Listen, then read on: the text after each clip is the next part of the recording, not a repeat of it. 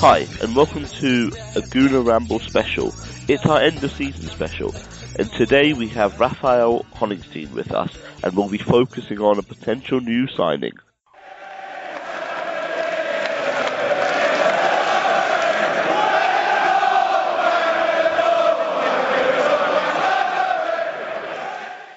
And welcome back to the Gooner Ramble. Our next guest is journalist Rafa Honigstein. Rafa, how are you? Very well. How are you? I'm very good. I'm very good. Has your Twitter feed calmed down with all the Xhaka news you've been posting? Yes, it's calmed down a little bit. The problem is that some of the stuff gets tweeted and retweeted, sort of out of context. So it can be a little bit frustrating then to say to people, well, you know, that was yesterday, today is different. Anyway.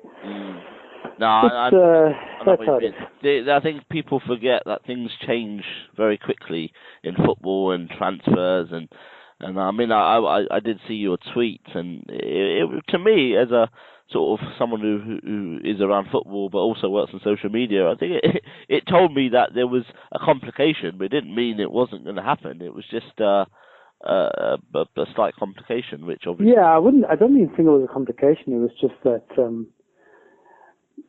The initial approach, I think, which obviously was not through the clubs, they never negotiate directly, which is why you always hear there's no bid. But in the background, of course, there are people who are trying to make the deal happen, you know, on the basis of what kind of price will be acceptable to the selling club, etc. So, as you remember, the stories really started coming out in March, April, basically, as the deal was very, very much on. But when the first real bid came in for the bond paper, it was a lot lower than initially expected. But Arsenal then very quickly came back, and they more or less agreed to deal at the amounts that were mentioned a month ago. We don't know exactly how much add-ons are included, or if it can go any further, but it's kind of what we expected. It's just that. Yesterday, Gladbach went very public, saying, you know, this is strange. This is a very insubstantial bid, and for some reason, people then think, oh, it's off, but you know, it's got nothing to do with that. Really, it's just sort of. I was thinking about this. I think it's a little bit like reporting on a guy in a maze, you know, trying to find his way. So you say. He's going left, and now he's going right. Now he's going left, and then somebody coming back to you said, "Well, but you said he's going left." You know, it's the target that matters and where it's going. People can get very, very hooked up on the details and think, "Oh, you've been misleading me," but there are twists and there are turns, and that's how it is. I mean, I work in PR, so I look at any sort of communications that comes out of a football club. I look at it from a PR point of view, and I think sometimes when clubs do go public on things like that, for me it was the club just trying to get an extra $1 million or $2 perhaps out of the deal. It was just something as simple as that. Perhaps it was maybe also just to kind of maybe even tell Arsenal that or warn Arsenal that other clubs may come in now. I mean, it was just. In a deal like this, I mean, it seems like Arsenal have been in pole position sort of throughout, but with the amount of time it takes, why don't we see other clubs jump in more on deals like this? Or I think they can't jump in because they understand that Arsenal and the player have agreed a deal. Okay.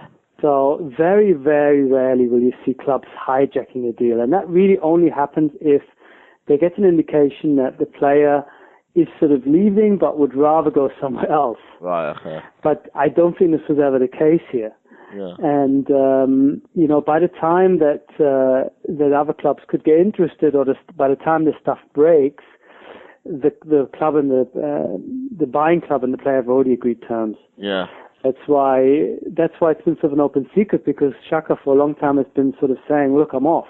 And has been saying goodbye to his teammates, etc., always assuming by what he was being told, you know, the clubs were very close to finding a deal. And essentially they weren't very far apart. It's just that it took a little bit longer, or perhaps it took like half a day of a little bit of haggling to get it done. But it's really, I think it was more or less inevitable, because he was very much on the market, even though Gladbach were always saying we're not selling. Of course. But between him and Dahoud, who also was attracting a lot of interest, right. I think the understanding was always that Gladbach will cash in on Xhaka, who's a little bit older, who's been promised, I think, in the past that he can go for the right money. And in Dahoud, they have somebody coming through who's very exciting, much, much younger. And for him, I think it would be wrong to move now. So I think one of the two was always going to be sold, and I think it was always going to be Xhaka. Yeah, and he's got a clause next year anyway, right? Yes, exactly, which forced the issue, of course, because Gladbach knew they could make a bit more money now, and they couldn't stop him leaving next year. So that was another reason why this was very much on, I think, for a long time. And I mean, at the start of this, you kind of said that negotiations kind of go on at the back, and they probably have been for weeks and months, but no official bid is kind of put in sometimes third parties. It never comes in, that's the thing. I mean, Arsenal are a little bit different in a way, because for some reason, they like these official bids, and then sometimes even, as you know, walk away if the club, the selling club don't accept the bid. Most clubs actually do the deal. They haggle, all this stuff happens behind the scenes through third parties, and once the price is agreed, then there's a piece of paper saying, okay, we're willing to pay X amount. Okay. Because most clubs are very reluctant to put anything down on paper. So, I think, I don't know, I mean, it's hard to say. Gladbach could, as you said, they could have just been maybe being a little bit economical with the truth and making out that the offer is much lower than it actually was. Yeah.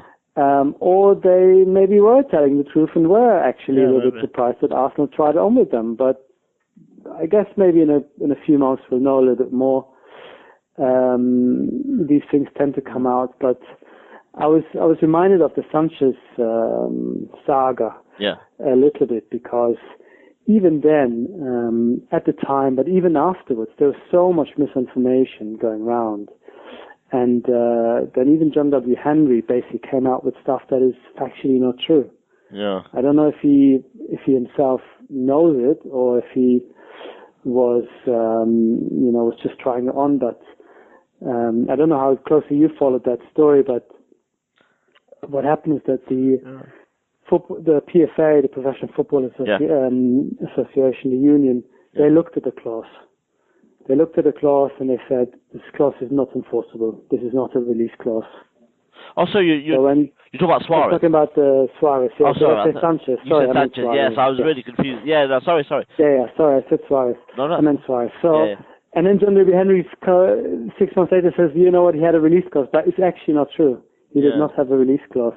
So it's hard, because not even the people involved can be 100% trusted with actually providing accurate information. And also his agent or advisor was it Pep Guardiola's brother, who, I don't know, just seemed to be a bit very clever, and I don't know, he seemed, or not so clever, not so clever, maybe, but it was all, I don't know, it was a very messy affair, and I think Arsenal hopefully have learnt their lessons, but they certainly got their fingers burnt there. I mean, they had Higuain potentially. They could have maybe gone for him more and perhaps got him, but they kind of backed out of that because of Suarez, and it was, I think, it's a very messy summer for Arsenal there. Yeah, but I think it's hugely encouraging if you're an Arsenal fan to see Arsenal doing a deal in May. Yeah, absolutely. It's very, very unusual for them. And I think it shows that, that value and stuff like that. I think it's and it shows, I think, that Wenger realizes that the game has changed. Yeah. I don't think you can afford to be reactive and wait for sort of who becomes available in late August. Yeah. It just doesn't work like that. You need to go out and do the deal now, and the smart clubs have been doing it for years, and I think Arsenal and Wenger have been living off his scouting expertise a little bit in the past. Yeah. But, other clubs have caught up. He's no longer the one guy who knows all these guys. Now everybody knows these people, so you have to make a move. You're right. I can't remember many. I mean, I think Podolski, Shamak, they're the two I remember that were pretty much done probably before the season even ended, and it was. That was because Podolski they tried to get in January. Right. Okay. And Cologne just said no, we need him because he's they'll fight to stay up. Fighting against relegation. So yeah. But, yeah, it's good. It's good for Arsenal. The other question about transfers as well is that it seems like personal terms are agreed well before the fee is agreed, and obviously, I grew up in a era where like things like tapping up was a big issue and things like that. But it just seems like that's all out the window now, and clubs can sort of talk to players. Maybe I think it's a bit different in Europe because everybody knows what's going on. Nobody will ever complain because they're doing exactly the same. I think it's only because Mourinho and Ashley Cole sort of took it to the next level and got caught that this thing became an issue. And my guess is that, if a Premier League club is involved, if two Premier League clubs involved, they still would be slightly more careful to do everything by the books.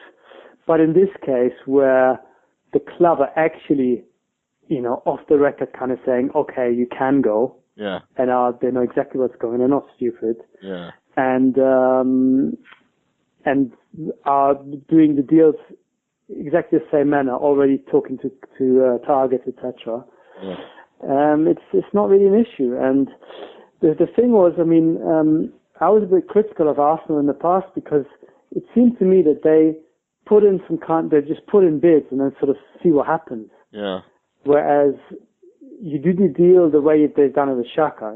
Like months ago, they would have talked to his guys. They would have found out what sort of price Gladbach would be accepting, and they've done the deal reasonably quietly, very very quickly, and that's how you do it. But I certainly heard of incidents where Arsenal have been in for players and they go and they put in the bid and the club say no, and that's it. And they sort of never come back and never even talk to the players. It's been a bit odd in the past. I think they've learned from their mistakes. I think that's why reporting on Arsenal is so difficult, because as a journalist, you could probably write a story about Arsenal being interested in a player, and there's probably even a bid. But then, as you say, Arsenal walk away, and then people start asking, well, the player hasn't come. What happened? There was no, I can imagine it can be very difficult. I'm lucky in a way because I don't have to write these stories. And when I tweet about them, I sort of just do it because I feel it's sort of part of my job in a way. But I don't get paid for it. I don't write the article.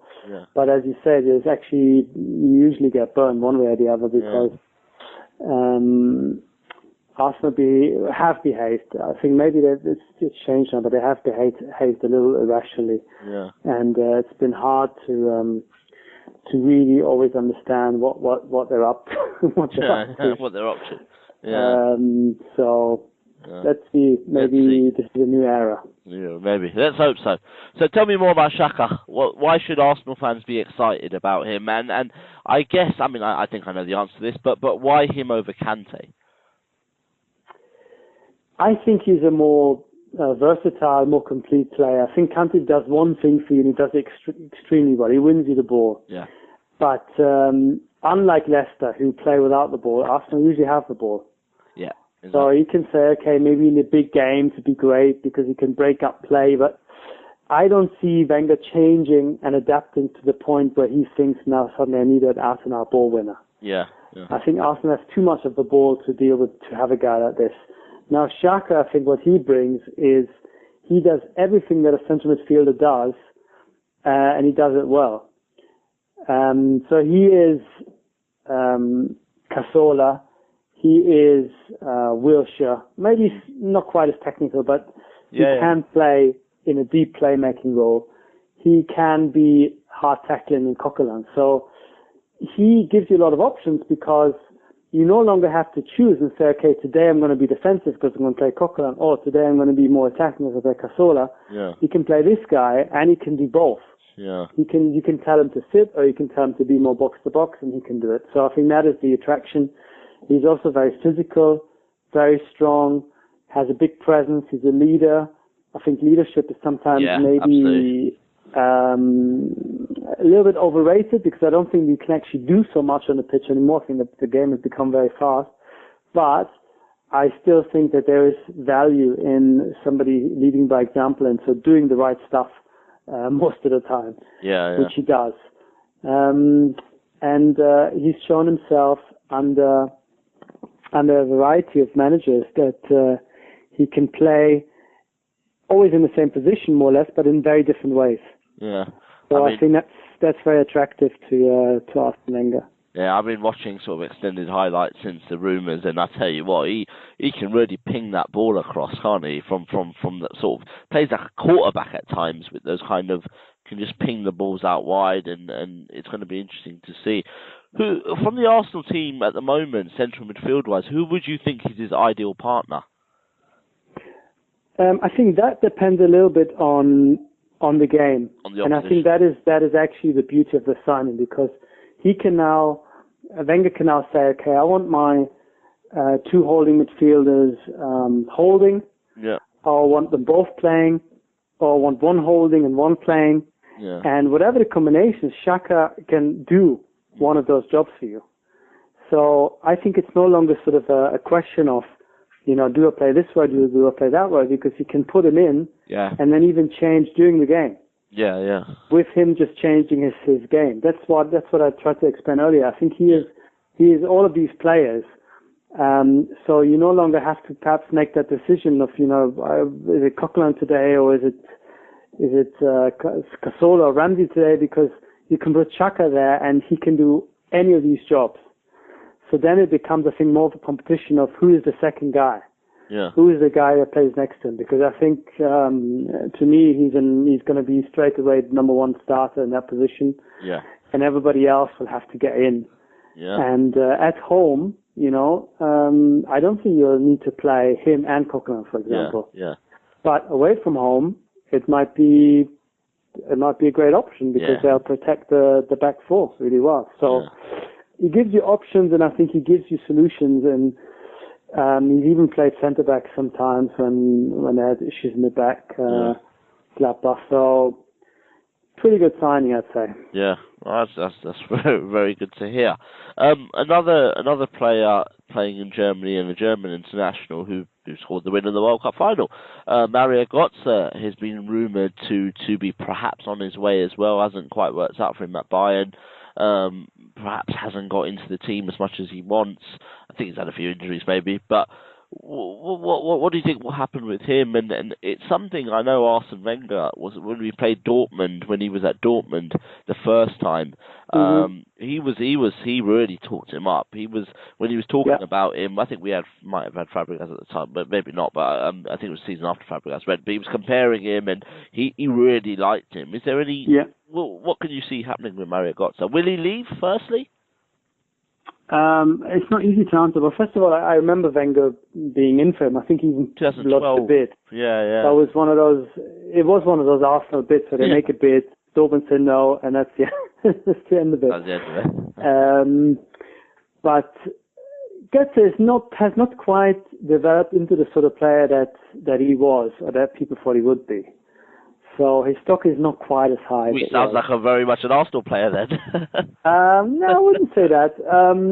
I just think he's been struggling to find his real form at Bayern. He's been a big player. He's been in and out of the team.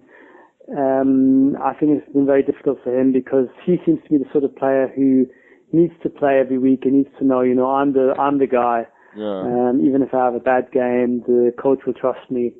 And at Bayern, he was never in that position, and they were very disappointed with him. And really, if an offer were to come in, I think they'd sell. He's only got 1 year left.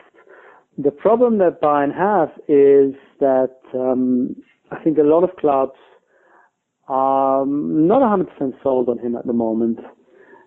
Dortmund, the word from Dortmund is that they're, of course, interested, but they're not really pushing at the moment.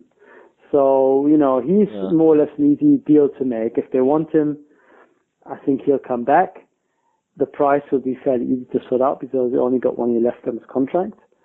And, but it's dependent on, for example, Mkhitaryan leaving.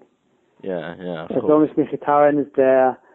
And he's been linked to Arsenal as well, if Sanchez You don't really need guts. Yeah, he has been linked. Yeah. We can talk about him in a sec as well. Yeah. So Dortmund, I think, would be quite happy not to buy him and just do a deal with him and say, you know what, come to us next year for free. Bayern would be very, very pissed off about this. Yeah. But, it would be in a way poetic justice, because that's exactly how they got Lewandowski from them. Yeah. So I think everybody seems to be playing a wait and see game, and he doesn't seem to be in any hurry to make a decision. I don't think Liverpool are 100% sure that they need him either. I mean, he's very similar to the players that they already have. Yeah. If you think about it, in Coutinho, in Firmino. Did you really need another schemer like that? I'm really not sure. And I would say, I'm not sure Arsenal needed another player like that. I mean, he would just be another small attacking midfielder who's not really a winger, but somebody who's like sort of a number 10 that can play wide. As long as you have Sanchez and Ozil, I don't see that there really is a strong need for him. And I'm not even sure that he is actually, from what we've seen in the last few years, he's not actually in a position to be started at Arsenal either, I think. Yeah. So I'm not convinced that today, okay, and this can change, that he has a fantastic Euros, whatever, Yeah. I don't think that today there's actually any real strong interest from Arsenal in him. Okay, interesting. Now, Mkhitaryan has been an absolutely phenomenal player for Dortmund. If it wasn't for Lewandowski, you'd say probably the best player in the Bundesliga last year. Okay. He's got 1 year left. He's willing to renew under the condition that there's a release clause. Yeah, of course. Now, Dortmund has said, after the whole Götze debacle, we'll never ever have a release clause in our contract again. Okay. And they're sticking to that. And Mkhitaryan, of course, is represented by Mino Raiola, who also looks after Pogba and Zlatan, and is one of the shrewdest operators in the business. Oh. And there is talk of interest from Chelsea, and there is talk of a 60 million euro bid, which, considering that he's only got 1 year left on his contract, would be very, very hard for Dortmund to turn down. So they don't want to sell, and they even are saying maybe we'll make him sit out his contract, but I don't quite see it happening. Yeah. It's a little bit on a knife's edge. They try to get him to make a decision before the Euros. It doesn't seem as if it's going to happen. Yeah. It's tricky. It's a tricky time because they will lose Gooner as well in all likelihood. About to say, yeah. And maybe they have to take a hit and actually make him sit out the contract. Yeah. We'll see. But again, in Germany, the talk is about Chelsea. Yeah. I haven't seen or heard anyone who I really would trust and said that Arsenal are interested in him. Okay. And again, looking at the Arsenal squad, he's a wonderful player, but does he really give you a different dimension than Ozil, for example? I don't think so. If Ozil leaves, of course, it's a different conversation. But I don't really think Ozil is leaving at the moment. Yeah. I think, I mean, there's been no noise with Götze and Arsenal at all. This is just going on the past, going on Wenger's interest beforehand. But of course, that was before he got even probably, I think it was probably the same summer he signed Santi Cazorla, maybe. So it was, it was a good 3 or so years ago, 4 years ago, perhaps. Sort of, I mean, okay, so hopefully Xhaka is done. What else do Arsenal need this summer to compete to win the Premier League? A new manager. Now, I'm not being entirely facetious. I think Wenger needs to adapt and needs to change a bit more. I think actually the indications are that he has begun to change. Yeah. I think he has made changes in the background. And there's a lot more attention being paid on things like fitness, on things like match preparation. Yeah.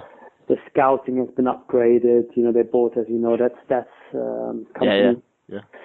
And I think he is becoming aware that he needs to up his game. I think that has happened. Whether it's happening quickly enough is still open to question to a certain extent. And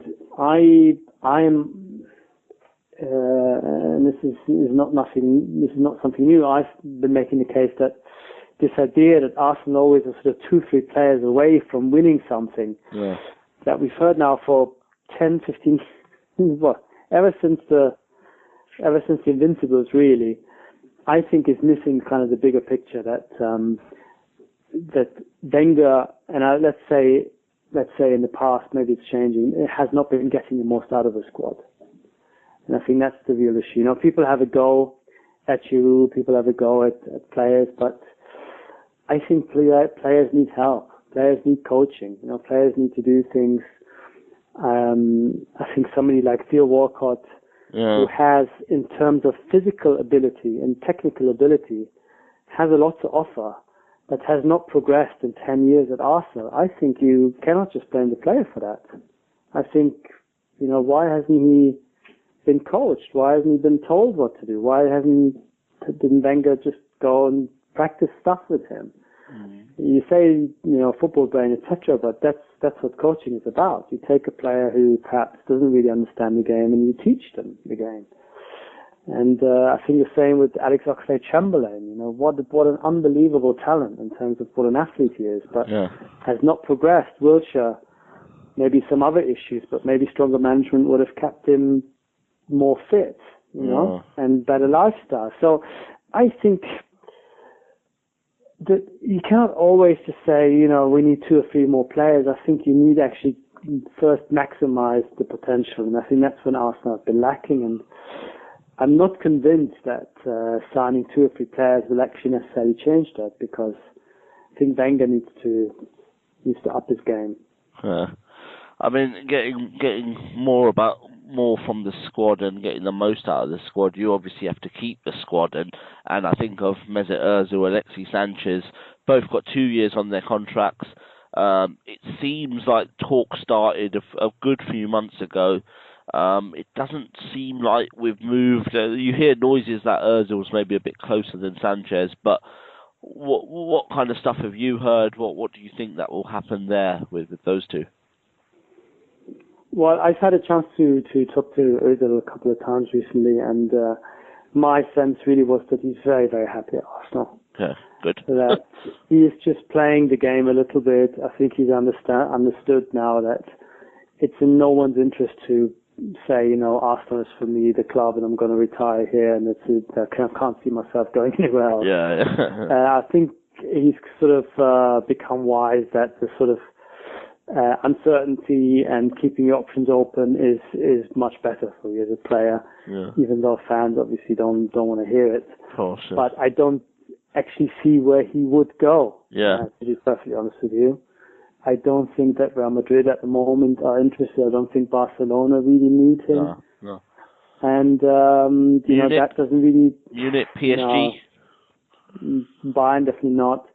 PSG, yes, but I think if you're at Arsenal, you only go to PSG if Arsenal basically tell you to go. It's not really a step up. Yes, you might have a slightly better chance of winning the Champions League, but then I think the package of Premier League plus London and everything is still too good to make that move. So don't really see it, to be perfectly honest. Alexis? Sanchez, I think, is different because he seems to be incredibly ambitious, incredibly driven kind of guy who gets very frustrated, I think, when the team is not winning stuff. That is my impression, without really having been close to him at any stage. I don't speak Spanish, you know, I don't know him personally, but you sense with the whispers coming out that he seems perhaps a little bit unsettled. I think with the South Americans, there's always an issue of Spain being a very strong draw. Of course, he's been there, but maybe he would be tempted to go back if he got an offer. But where's that offer going to come from? Barcelona, he was not quite the player they thought he would be when they signed him. He did okay, but he wasn't the superstar that they thought he would be. Hard to think where he goes. I mean, Bayern were actually linked with him, which is interesting. Yeah. A little bit of noise there as well, wasn't there? It's hard to say. I think that from talking to a few people in Munich is that there is a sense that it's almost impossible to buy somebody from the Premier League simply because the valuations are so crazy. Yeah. I mean, it's probably a sense of Alexis and even Ozil are looking to see what Arsenal do this summer. Probably more so Alexis, as you say, that ambition's there, and if Arsenal were to sign a player or two of top quality, hopefully Xhaka being one, then he's slightly more likely to maybe give it another year or so by signing a new contract and giving it a year. I'd be, if I were an Arsenal fan, I think I'd be reasonably optimistic that they'll both would stick around. Yeah. And the good thing is, I think that the early indications are that Wenger is feeling the pressure, maybe for the first time. Absolutely. In his career at Arsenal, and I think that's good because I think it does force him to up his game a little bit. Yeah. To be a bit more proactive in the transfer market. Yeah. And I think to maybe win that contract. Before that, it's like he went to the club and said, "I want a new deal," and he had a new deal. Yeah. And now I think there's maybe a sense of, we'll give you the new deal, but please give us something that we can take and take as a sign that things really are progressing. And I think he's trying to do that. So it's good news. And he also, I think, needs to do it because I think he sees that next year is going to be much harder. Yeah, with everything else. Yeah. You see, Chelsea will bounce back. City will be stronger. Man United will definitely be stronger. Spurs are sticking around. So, and there's Liverpool with Klopp. So that top four, never mind the championship, is going to be more congested, I think, than ever before. So it's going to be hard. Yeah, absolutely. I want to end on sort of the Euros and obviously talking to you. I want to talk about Mesut Ozil and his role for Germany. He played the last World Cup sort of. It was on the left-hand side, wasn't it? Predominantly on the left. Started on the right. On the side of the right. And started on the right, and then he moved to the left for the last few games. And of course, in the final, when Khedira and Kramer both got injured, he moved in the number 10 position. Okay. And he actually had his best game in the final. Where do you think he'll start? I presume he would start in the Euros. I mean, where do you see him starting? Where do you see him? Do you think he'll have the impact we hope he has, or certainly you hope he has, but I think even Arsenal fans, we want him to do well, obviously. Yeah. I think there's a lot of positives to be taken from his physical condition. He's been talking a lot about the way that he basically adjusts his lifestyle a little bit, watches his diet a bit more, is perhaps a little bit more conscientious when it comes to looking after himself. He has not somebody more or less full-time that looks after him in terms of physio, something that Xhaka has been doing from day one. And I think you can see the benefits of it, but he needs to be in a working system. And my best guess is that Germany at this point are looking at him to be, it depends a little bit. The complication now is that there's no Gooner, and there's probably not going to be a Schweinsteiger. So the knock-on effect is that Kroos will probably play in a deeper position, which once again frees up that number 10 spot for Mesut. Yeah. Because at the World Cup, Kroos was the closest he had to number 10. Yeah. And Mesut was one further up, but on one of the flanks. Yeah. So I think we now see more of a, either you call it a 4-1-2-3-1, or a 4-1-2-3. Yeah. And he'll be one of the one of the two half positions in midfield. Yeah. In front of a holding midfielder. Or he'll actually play, if they play more of a 4-2-3-1, he'll play in the number 10 because I think Germany will need Kroos in a deeper position now. Yeah. So, in theory, he should be more central, both in a positional sense, but also in the sense of his importance for Germany in this Euros. Yeah, I mean, in one of the last international breaks, he played in a more deeper central role. I can't remember what game it was. He scored a penalty at the end. Yes, I mean, against Italy, for the first time, he played next to Kroos, which is really quite an experimental setup. Yeah. But he played it really, really well. Now, I have to say, the Italians that night were all over the place and just were not interested. Yeah. Just as Germany were against England, so the two nights before. Yeah, that's it. Yeah. That's how the Italians played against Germany that night. And they made Germany look fantastically well. But, fair enough. I think it's an option. And, the group stage is not the toughest in the world. Yeah, especially because if you're playing against Northern Ireland and they're going to defend with 5 people. Yeah. And 2 rows of 5, effectively. It might make sense saying, you'll be the deep line playmaker, and we'll play another extra attacking midfielder in front of him. That would make a lot of sense. So I think it was very encouraging to see him do that, and it might be an option. But I think in the bigger games, you'd still prefer him to be in the number 10 role. Yeah. So Germany will expect a lot of him, and especially if Schweinsteiger doesn't play, doesn't recover, I think he's going to become a very important player. More important than he was at the World Cup, where he's a little bit overshadowed, I think, by the likes of Müller and Kroos, who were sort of taking away his space a little bit. Yeah. Will Müller start up front? Would he?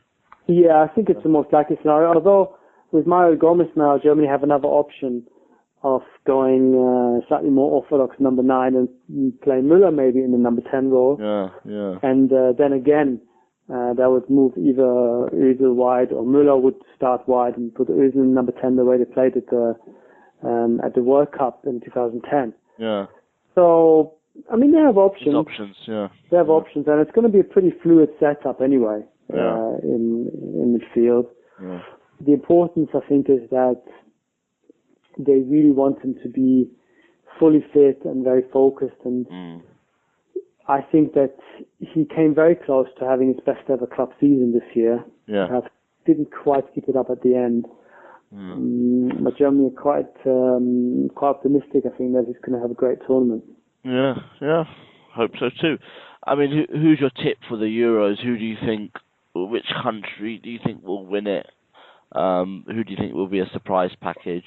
How do you think? Hard to say about surprise packages, because the draw works in such a crazy way that you could have a fairly easy run, and suddenly then you find, maybe Switzerland in the last 8 or Austria, and it's very hard to predict, because the way it works, coming from 24 to 16, almost everybody gets through.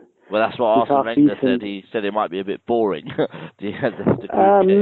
I think it depends, because I think what it does, and it's the same as it was in the qualifiers, it actually keeps the tournament open for a lot more teams. So it might be boring for the favourites, because they win a game and they're effectively through, but the minnows can sort of, right up until the end, think, we've got a chance here. And, I think we will see sort of last 16 games of sort of Iceland against Albania, potentially, that kind of stuff. So, Belgium are my price pack. I don't know. There's something about them I like. Everyone I've spoken to today, I've talked about. I think the players are good. I think the manager is pretty useless. Fair enough. In Mark Wilmot, I don't think he's got it. So I'm not as optimistic about them. But of course, player by player, they have a wonderful squad. Absolutely amazing squad. I don't think they'll win it. I just think they might call I mean, look, they should. I mean, I think there are 4 or 5 teams that are clearly much better than everybody else.